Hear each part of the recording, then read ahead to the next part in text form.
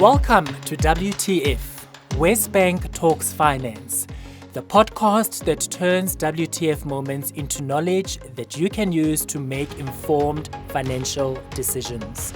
Subscribe to get notifications when we release new episodes.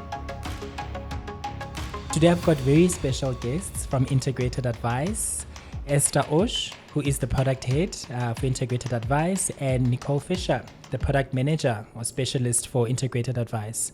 Welcome to WTF, ladies. Thank you for having us, Lebekhang. Awesome to be here.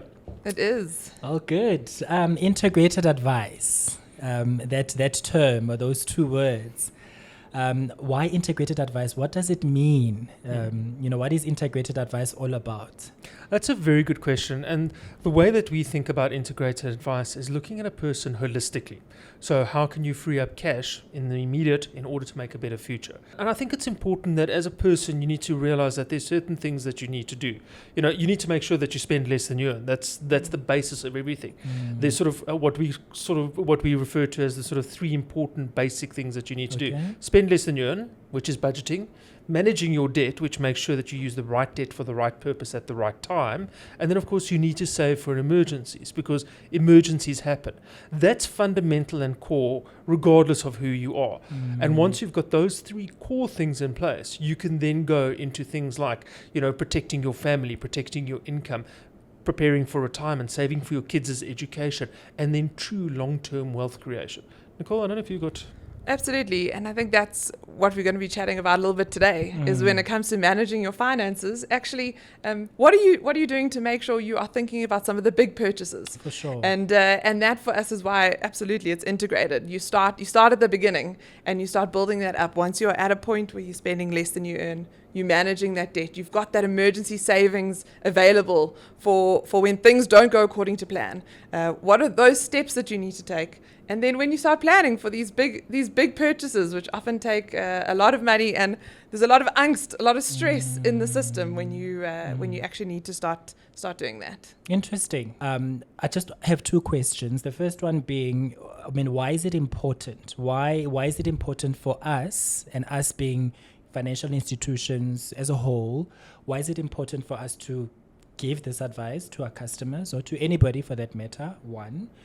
And two, with where we are as South Africa, holistically, what are we seeing? We are hard pressed macroeconomically. What are the kinds of things that we are seeing with our customers? I'm not sure if those two questions are clear, because I think those become quite important contextually. So I think it's important as a financial institution that we share, the sort of ability that we have. We've got great tools on platform that can help people out there to make ends meet. We've got solutions that's available to them that can actually address the needs that they have, be it saving for retirement, be it protecting their family at death, all of those things. And with that comes a responsibility to educate people to make sure that they're taking up the right product at the right time for the right purpose. So that's the one component. And I think the other component that you touched on there as well is what's happening with the South African consumer. Now, we're in a tough space as a South African consumer at the moment. We've had inflation is going through the roof. What people are paying for groceries is significantly higher than what it was a year ago. Interest rates are not an all-time high, thank goodness, but they're very high at this moment in time. Fuel prices. So the consumer is really struggling out there. And, if you look at just the basics that we measure, is we've seen that as much as sort of emergency savings are stable, it's still a very low percentage of people that have 1 week, 1 month, or 3 months worth of emergency savings available. So those are some of the things that we're seeing out there, and I think considering all the macroeconomic and microeconomic issues that are out there at the moment, it is important that the consumer reflects very carefully on their finances to make sure that they set themselves up for financial resilience and independence going forward. Nicole? And I think one of the other really important things that all South African consumers are looking at the moment is, where do I find that extra money? Because we are all hard pressed. We're all really feeling the pinch when we go to the grocery store, and suddenly that basket of groceries are a whole lot more expensive than it was a couple of years ago. How do we unlock cash in areas in our finances? Now, that could be something as simple as just some of the behaviors that you are doing in terms of your shopping and grocery shopping. Popping out 2-3 times a week to the grocery store, maybe not making a list, those sorts of things. So it could be something as small as behaviors, and how can we actually start putting that in place to actually, how can we consolidate maybe some of our debt to free up some cash? Okay, we might have lots of debt around, short-term debt, store cards, credit cards, personal loans, those sorts of things. How can we consolidate that so that we're paying one installment, one interest rate? We're taking advantage of potentially, hopefully, in a high interest rate environment, maybe there's somewhere where we could cut back and pay a little bit of a less interest rate. Now these are just examples, but what it is everyone is looking for that space that exactly to breathe. Absolutely. It might even be your transacting behavior on your bank account. Are you banking digitally, or are you doing everything in a bank branch or something like that? Maybe again, it's a topic that we find actually consumers they're just looking for this information at the moment. Where are the places I could free up some cash? And then most important for us, how do we make sure that once you've freed up the cash, that you're putting it in the right space? Using it correctly. You're not just, and I don't know if I'm the only one, but if I free up some cash and then it's in my bank account, I'll spend it. Okay? That sounds like all of us. Exactly. And so how do we make sure once you free that up, then you're putting it towards the things that are important? So things like paying off short-term debt, especially. Things like saving for that emergency. Because, we have way too many examples in the last couple of years of when things don't go according to plan. Interesting. And so that really for us is a really important topic at the moment, that we need to start helping consumers, and why this is also really important that the financial institutions are directing these customers to what are the areas and the things you can do. As I said, it could be something small, it could be something big, but every little bit counts. Yeah, you mentioned something quite important there, Nicole. Buying bread is different from buying a house or a car. How do you help somebody to manage the purchase of grocery differently to what they've done if the prices change? We're living in a very strapped macroeconomic environment versus buying a car or a house. So those big ticket items, how? I think that's essentially the question that I'm asking. Maybe twofold. How do you differentiate between the small things and the big things from helping them? And how do you help them? Small changes make a major difference. Putting away 50 Rand a month now doesn't sound like a lot, or it could be a lot. But, take that over a year, that's 600 Rand a year. Over 5 years, that's sort of 3,000 Rand. So that's what we always try and say to people. Small changes. Small wins. Can make a significant difference to you in the long run. And Nicole used the example of popping into the shops. I go to the shops and I need 2 things and I walk out with 2 bags. And I'm pretty sure the listeners have got the same experience out there. It's being cognizant of that and being able to free up that cash flow so that you can use it for the things that are important for you. Put it towards that purchasing of a big house, towards the purchase of a vehicle, all of those things. But what we do need to do, and what I think is important for the listener and the consumer out there, is to be very cognizant, be very aware of what's happening in their finances. Set up a budget. Stick to that budget. Make sure that you know what's going on with your debt. Make sure what your emergency savings is at. And to that effect, what we also say to people is on an annual basis is sit down and have a look at your finances. Finances is not something that's out there. Finances is personal to you. You need to look at it. You need to make sure that you take control of your finances so that you can get to those. You can, first of all, make the changes in the small purchases to get to the bigger purchases like a home and a car. Cool. The other thing that I find, we're talking groceries, so I use that, it's just one example. But there are loyalty programs linked to different grocery, whatever shop it is that you prefer to buy at, have a look at their loyalty programs. What we often find is we think it's not worth the effort. But for a lot of people, putting in that effort to understand how the loyalty program works and then using that to make sure you are freeing up cash on things like grocery, which is a necessity. We often, when we talk about budgeting, we talk about needs versus wants, and grocery is a need. You need to feed your family, so it's not something we're saying you mustn't spend on. The wants are the first things you need to look at when you're not affording things. But your groceries, actually, how can you make some smart decisions about spending on groceries? So things like loyalty rewards programs, I find I like that. not a lot of people actually put the effort in, but then what they do, and we said also they'll subscribe to 10 different loyalty programs. Yeah. That's not going to help. No. Pick one or two that works for you, that works in terms of the places you like to shop, or perhaps it's your bank or whatever that it's linked to. And then use that. One of the biggest things is if you can use your loyalty points or your rewards points, whatever that is, to buy groceries, you're freeing up cash. You're freeing maybe your basket was going to cost, your trolley was going to cost 1,000 rand. Maybe you can use 200 rands worth of loyalty, or maybe it's a buying bulk and getting a discount, so that it can last you longer.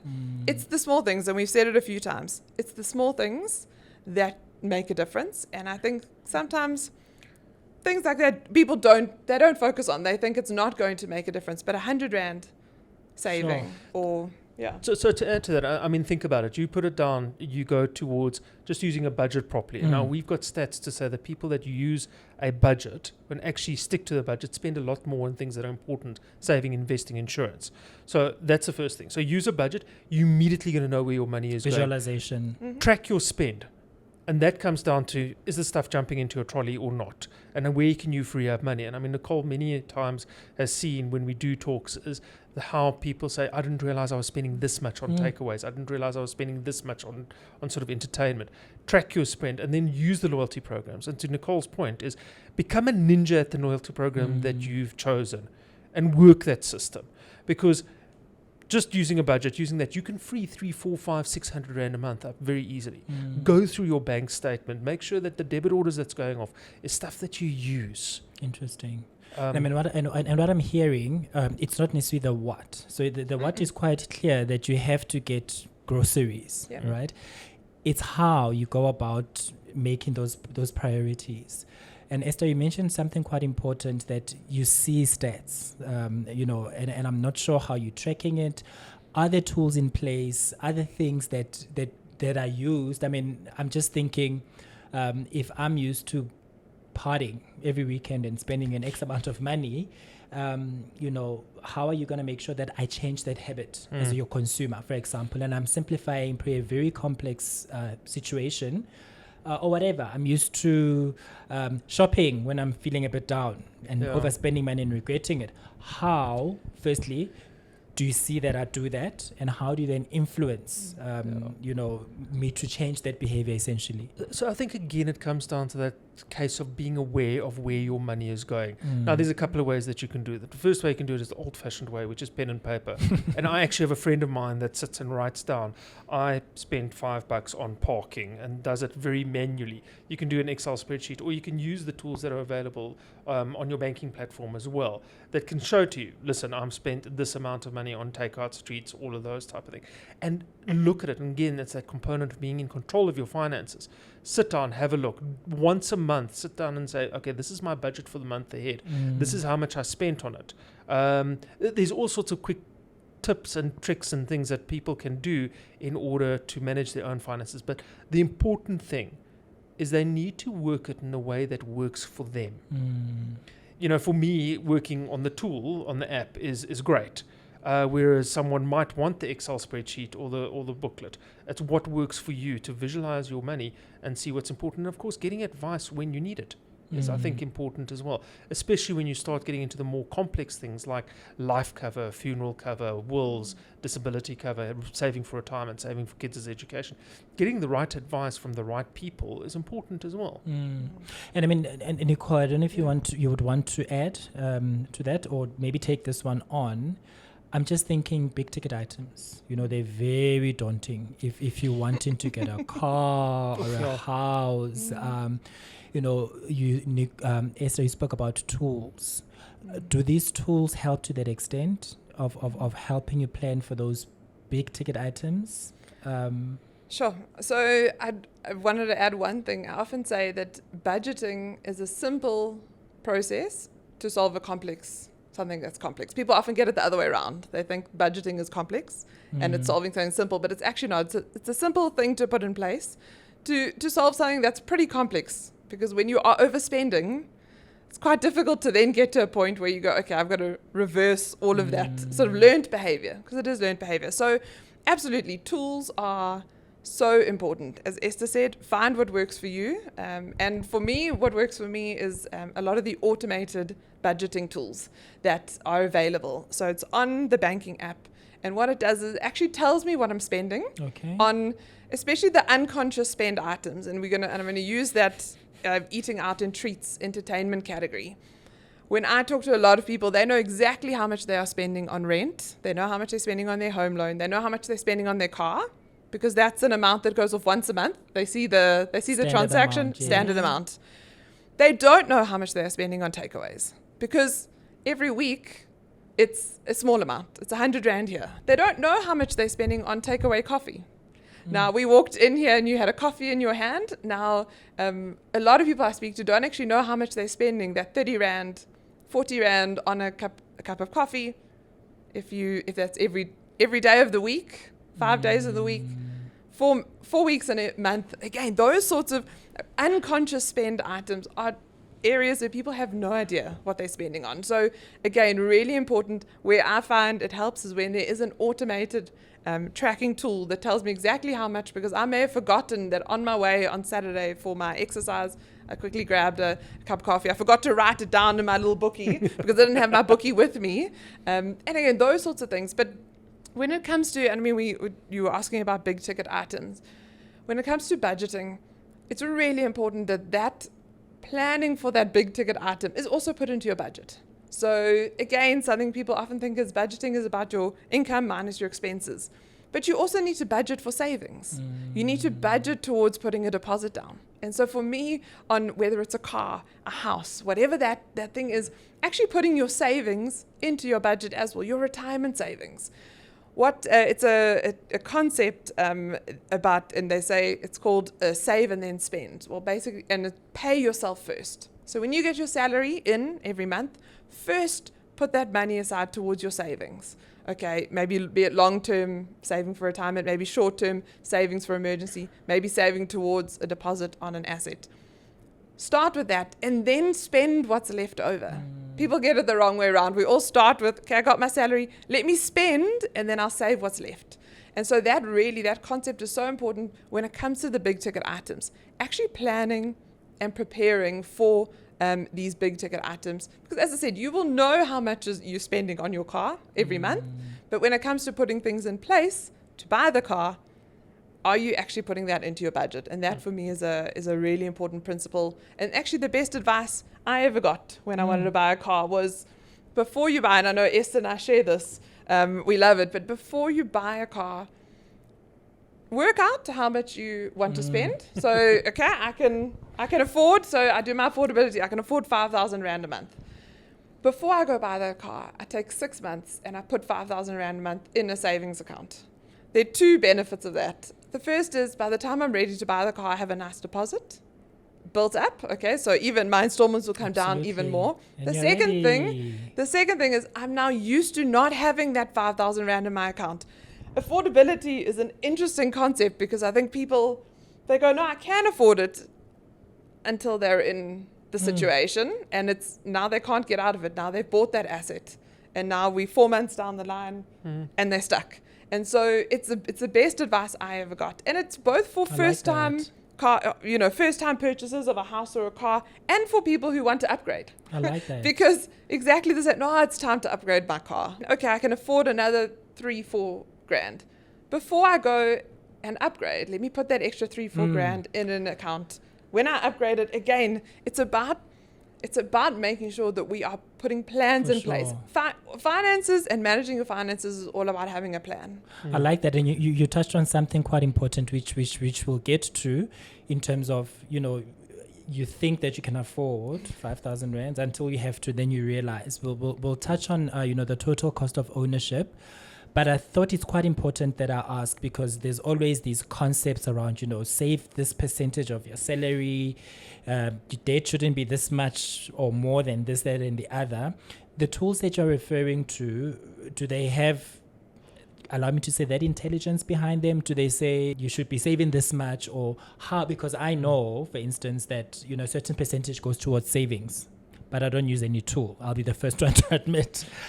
Is that intelligence built behind the tools that you're referring to? What's important is it's a journey that we're busy going on at this moment in time. So the tools that are available on the banking app is, first of all, track my spend. Okay. So to Nicole's point, how much are you spending on that morning coffee? And how much are you spending on eating out and treats? And then the second thing is a very, very strong budgeting tool as well, that you can put limits on and say, listen, I want to spend X amount of rand on eating out and treats, and then it gives you a notification. So it is a tool that we're busy building up. It is a journey that we're busy going forward. So yes, watch the space. But just to add to Nicole's point, what she said earlier, with regards to putting that 5,000 rand away, and I always say this, when it comes to buying a big ticket item, specifically a car, is you work out your budget first and then go and look at the car. Don't look at the car and then look at your budget, because a car is an ego purchase and you're going to find a way to get that fancy car into your budget. So rather make sure how much you want to spend on the car first before you go and have a look at your budget. I like that. Interesting. We always do it the other way around, right? You see, 100%. You go to the showroom and go, oh no, I so want this big double cab or 4x4 or fancy sports car. No. Go and have a look first at how much you can comfortably afford on a car. Take into account things like interest rate hikes and all of that as well. And I like that you're saying that interest rate hikes, because what most people are not mindful of is the total cost of ownership, which I would just want us to really get into. Firstly, for reasons that, you look at a car, there's insurance, the interest rate hikes, there's petrol that changes now and again. Do these tools help with everything else that surrounds that big ticket item in terms of budgeting for everything else? Because you may think that I've saved 5,000, then you realize that total cost of that car is actually more than just 5,000. One. And I think the other thing that I really want to ask, in terms of these tools, are they accessible to anyone? Do I need to be banked with a certain, do all banks have them? Accessibility. So again, we can only talk to the sort of the First Rand group and the First Rand tool and F&B tools specifically. So F&B tools does work according to your sort of transaction swiping ability on your card. Okay. So it is obviously for F&B clients, but there are a couple of options out there as well. So so essentially you do need to swipe, because that's how you track. 100%. And let's just unpack that a little bit, because a lot of people say, oh no, I don't want to swipe. But swiping your card is a lot safer, first of all, and of course you can keep track of your spend as well 100%. via that. So that's why we rather encourage banking digitally, either through the app or banking digitally via swiping your card. Okay, and from what I'm hearing, you would promote people to swipe as opposed to carrying cash. Oh, absolutely. It is far safer than carrying cash, because if something happens to that cash, not even you subject to any sort of crime or anything, but you drop it, it's lost, or you misplace it, it's gone. You can't track it. Whereas with a card, you can at least sort of stop it and really make sure that it doesn't fall into the wrong hands, so to speak. I'll talk for myself as well. If I have cash in my wallet, oh hell, it disappears. It grows feet and goes, and I can't blame anyone else. I know. I know I spent it, but it's the small sort of being able to, just quickly pay. And you're right, you're not able to track it, because the next thing, there's no more cash. At least when you're using your card, you can actually see those transactions that have gone off and said, hey, this is actually where that little bit of extra went. It wasn't just sort of the money that was lying, the couple of notes in my wallet that suddenly I used without realizing. It's amazing how it disappears, eh? The other tool we actually haven't spoken about, again available on the app in terms of credit, you were asking about is actually a credit status. Okay. Again, for F&B banked, if you've got the bank account, they'll actually tell you what that credit status is. Like. A really important tool when it comes to the big ticket items as well. When we're buying big ticket items, whatever the institution is that is going to give you finance for it is going to look at your credit record. They're going to look at actually have you been good about paying off, other credit that you have, are you missing payments, are you doing multiple sort of credit applications? All of that affects your credit record. Okay. And I like how it's all joining, because we've hands on this platform had a talk about credit and the importance of keeping a sort of good credit record. So it's actually quite interesting that part of these tools include you tracking your credit record. Now back to the total cost of ownership. Nicole, you mentioned something quite important there in terms of, budgeting for a big ticket item, that rather work out first, what you can afford and then go look, in this case, for a car, as opposed to the other way around. Do you want to maybe talk about tools that help you do that exactly? Absolutely. So Navcar has got a lot of functionality would actually help you. What are some of the other things to think about when it comes to buying a car? And I mean, we can mention a few now, because I think Esther and I, we have we've had lots of engagements with people who have unfortunately gotten to the point where they found the car they want, they've made it fit into their budget, and then a couple of months down the line, they realize all these other things. So definitely. So first of all, just from a tool perspective, go and check out Navcar, see what's available there. But maybe we can just list a couple of the things that you need to think about. So it's the installment of the car. It's the fuel costs. Now, a big 4x4 double cab is going to use a lot of fuel as opposed to a small little 1300. Then, of course, there's the annual registration fees, it's insurance, it's toll fees, it's maintenance. It's the tires. interest rate. It's the interest rate. I mean, we've been in a rising interest rate environment in the last year and a half. That could probably continue. So can you sort of buffer yourself against those costs going forward as well? So lots of little things that we need to do. And also I think it's important when it comes to car ownership, and Nicole, you spoke about emergency savings earlier, is if you have a vehicle, make sure that you've got emergency savings as well. Because you know what, as much as you have insurance, and please, insurance is a non-negotiable when it comes to owning a car, there's going to be an excess. You need to be able to pay for that excess.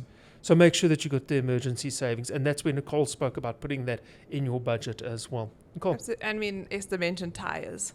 Again, do you know the car that you're buying? Do you know how much it's going to cost to replace tires?